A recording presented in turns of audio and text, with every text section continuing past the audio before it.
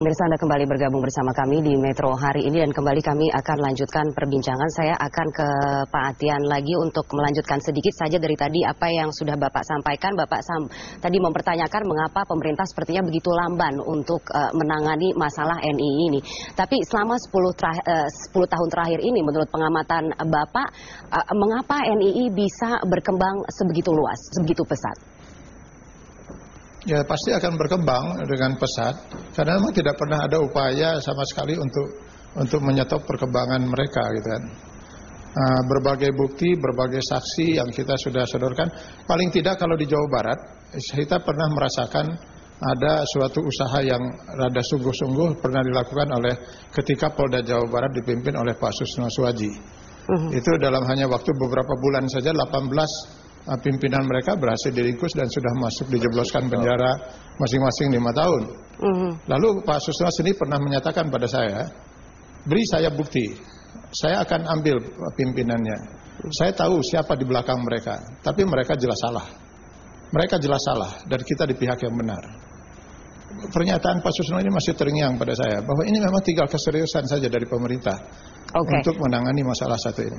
Baik, tapi mungkin Pak Atian bisa dijabarkan begitu dengan lebih detail lagi seperti apa operasional NII Gadungan seperti yang tadi Bapak katakan ya. Operasionalnya itu seperti apa? Cara perekrutannya, modus mereka mendekati korban dan lain sebagainya. Mungkin bisa dijabarkan lebih detail di sini. Ya sebenarnya panjang kalau kita cerita itu dan memang kita bahkan pernah menghadirkan di Metro Realitas dulu para saksi, para korban yang pernah direkrut mereka, bagaimana cara mereka mencuci otak-otak mereka gitu kan. Saya sebenarnya hanya melihat di sini ada sebuah kepentingan yang sedang mereka mainkan dan saya yakin ini kepentingan itu bersentuhan dengan kepentingan politik juga.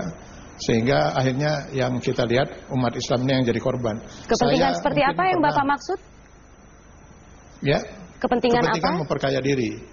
Kepentingan memperkaya diri dari pimpinannya itu mungkin bersatu dengan kepentingan satu kelompok orang untuk memanfaatkan kepentingan itu untuk kepentingan politik. Baiklah, saya beralih dulu ke Pak Din kalau begitu untuk menanggapi. Pak Din sendiri melihat permasalahan NII ini seperti apa? Bapak juga mengatakan bahwa ada pembiaran yang telah dilakukan oleh pemerintah sehingga sepertinya masalah NII ini tidak pernah terberantas sampai ke akar masalahnya. Saya sependapat dengan Ustadz Atian Ali bahwa telah terjadi pengabaian, pembiaran, dan tidak hanya itu, juga ketaktegasan pemerintah dan negara yang sering sekali tidak hadir dalam menyelesaikan masalah-masalah masyarakat, termasuk masalah NII ini. NII adalah masalah lama yang seharusnya telah bisa diatasi kalau ada ketegasan negara, ada kehadiran negara. Tapi dengan terjadinya pembiaran dan bahkan saya juga sepakat tadi pada satu fase waktu mungkin juga sampai sekarang ada pemanfaatan penunggangan isu ini untuk kepentingan politik, terutama untuk mendiskreditkan umat Islam. Kami sudah sangat kenyang dengan pengalaman seperti itu gitu.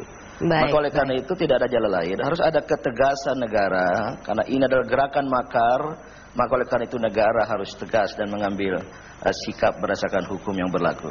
Baik, saya potong dulu di situ, kita akan lanjutkan sesaat lagi. Pemirsa tetaplah bersama